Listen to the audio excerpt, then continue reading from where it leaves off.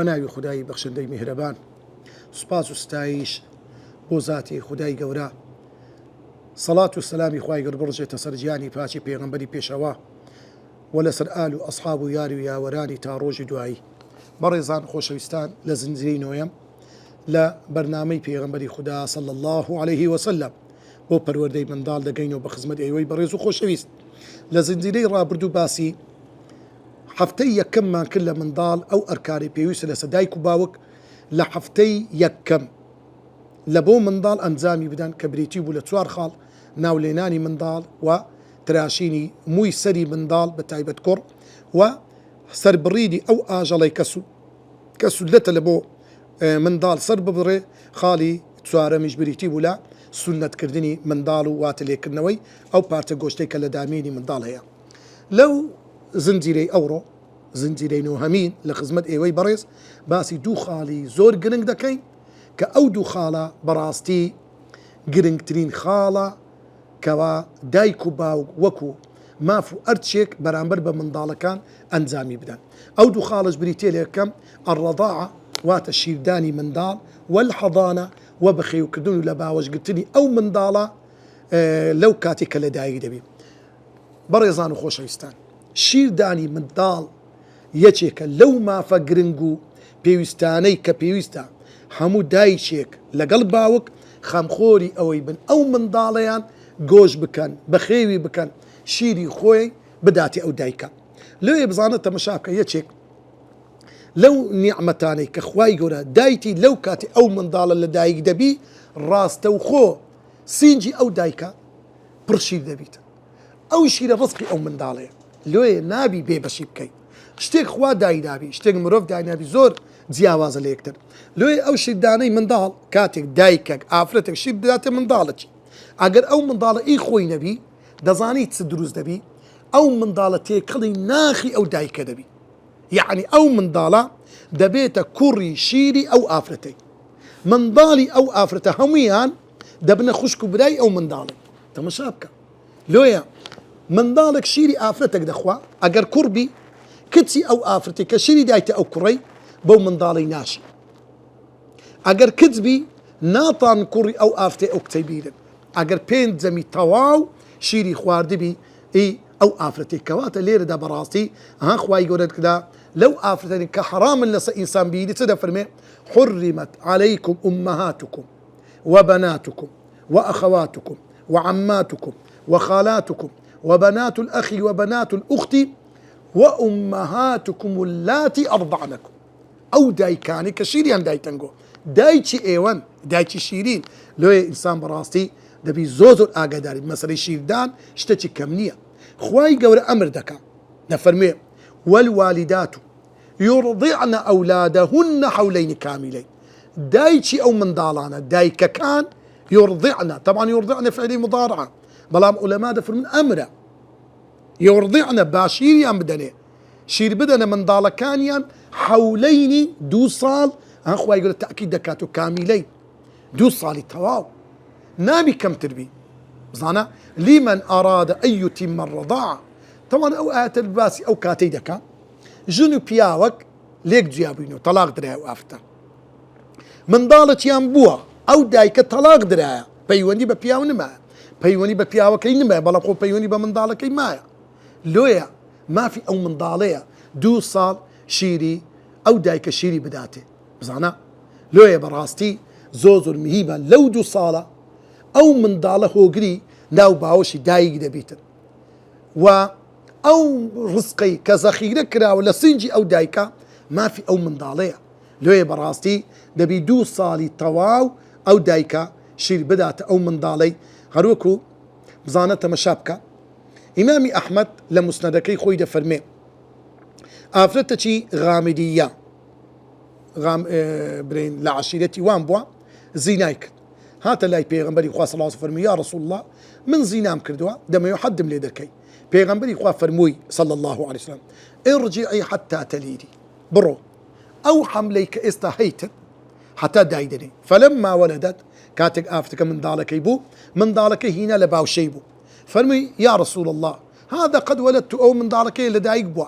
قال پیغمبر فرمي فاذهبي فأرضعيه حتى تفطميه برو شيري بدي حتى لا شير دبتو أو من ضالة هيز بيوسي بتو نابينه أو جوروا فلما فطمته كاتك أو من ضالة لشير بوا عند أو دايكا من ضالة كي لباوشي خوي كربو وفي يدي كسرة خبز باتنامج الرقي شداب ودستي عند قالت يا نبي الله هذا قد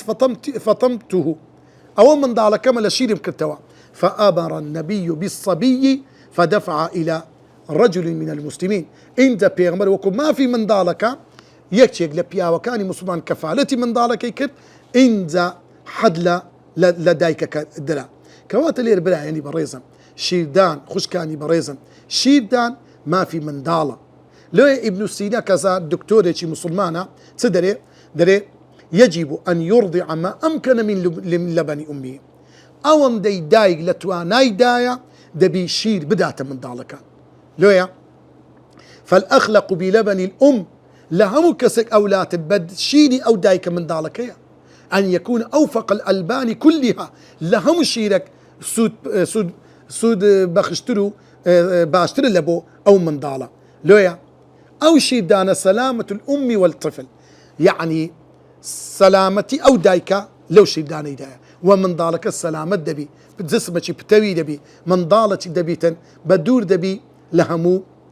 نخوشيا يشيك له كالي سرطان كلا سنجي آفرتان بيادبي بداخو استا تشانيشي قلق زوري كده الريجكي قلق زورا او يكشيلنا دنا من ضالا لويا امام عمر رضا ورحمتي خوي لسربي فرضي كرت بيويستي كرت همون من ضالك دبي دايكا كشيري بداته حتى بيويستي بشيلنا مينيت لويا شوق لشوان امام عمر لا كتب كولانا كاني مدينة دقراء جيلي بو من ضالك دقريا إمامي عمريش لبشتي ديوار قلت دايك أرضعيه شيري بديه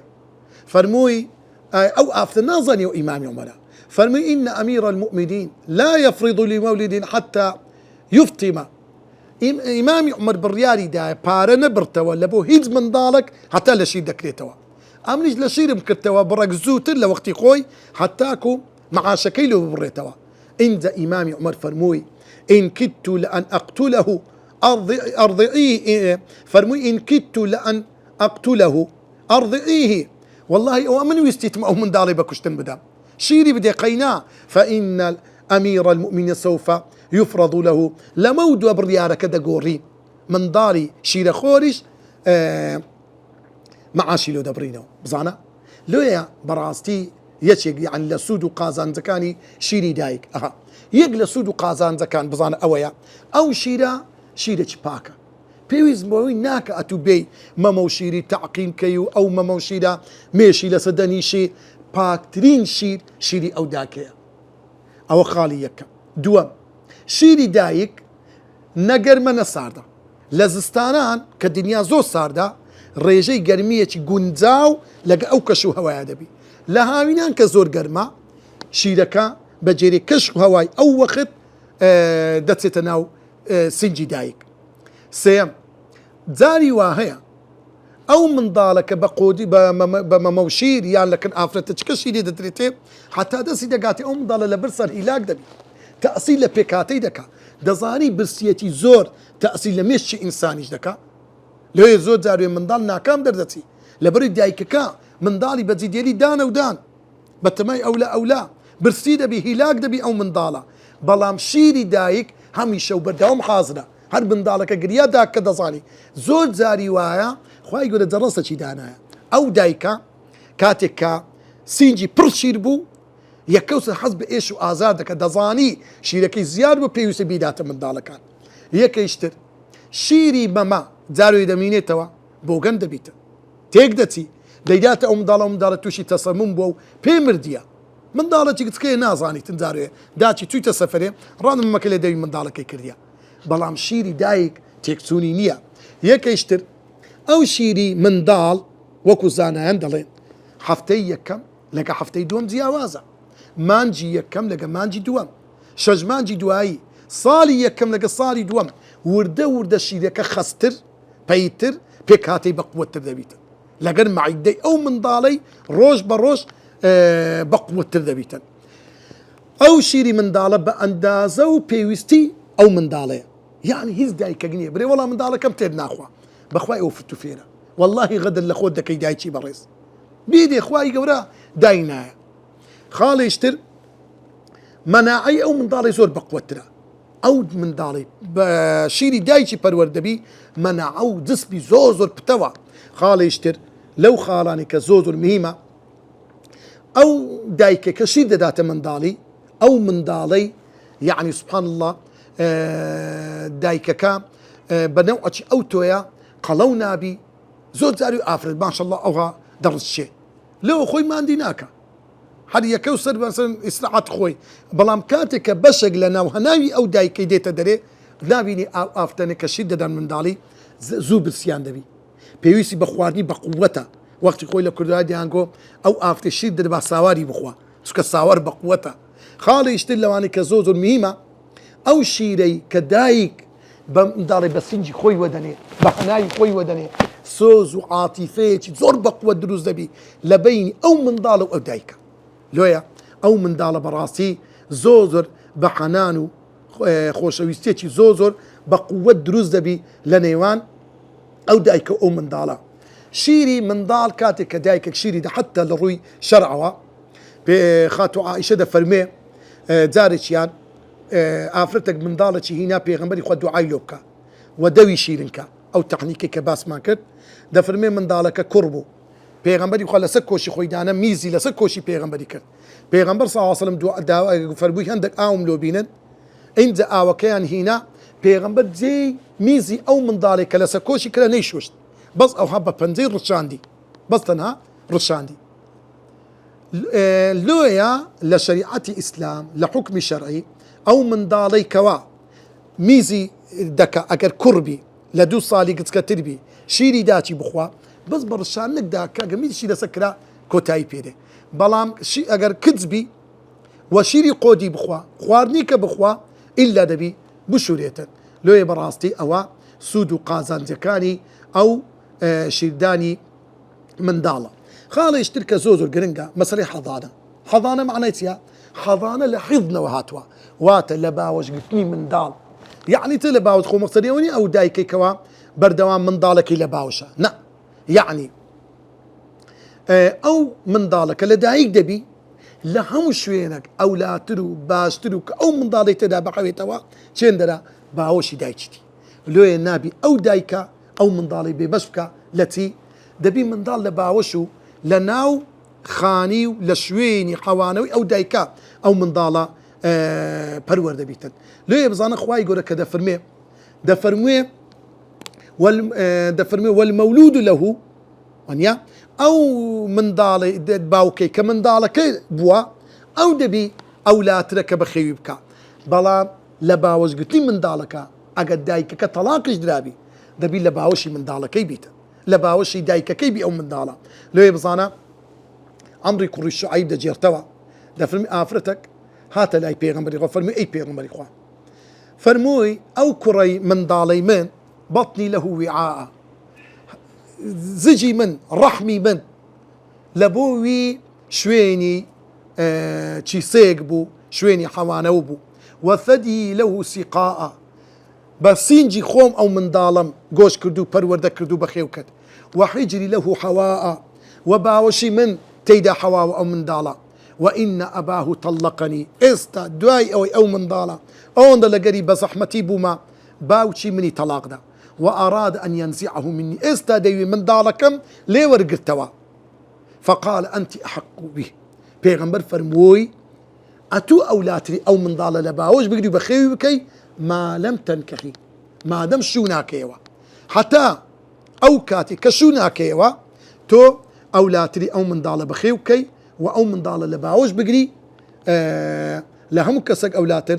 دایکی خۆیەتی لۆی دایکانی بەڕێز تخوا منداڵەکان تا زایع مەکەن لەبەر خاتری مەعاش لەبەر خاتری ئیش یعنی تخوا منداڵێک یعنی الحەمدولillah ئێستا هەتا ساڵێک مەسەلەن مۆڵەتی دایکایەتی دەدرێتە منداڵ بەڵام ئەو منداڵە حتا چەندین ساڵ واللهی پێویستی بەبەر و باوەشی دایکیتی لۆیە ئەگەر دەتانەی منداڵەکانتان لە داهاتوو لۆتان بە سۆز بن لەگەرتان بە وەفا بن پەروەردەیەکی جوانیان بکەن بابوونی تو بستە ناو هەناوی ئەو منداڵێ زۆر جاری وایە دایک و باو گلەی دەکات منداڵەکانمان بێوەفایە منداڵەکانمان لەگەریمان ڕقن بێسۆزن بێعەتفن بەشێک لە هۆکاری خراپبوونی ئەو منداڵانە واللهی دایک و باوکەکەیە حەقیان بدەنێ مافیان بدەن هەتا مافتان بدەن لە دواییدا وصلى الله وسلم على سيدنا محمد وعلى آله وصحبه أجمعين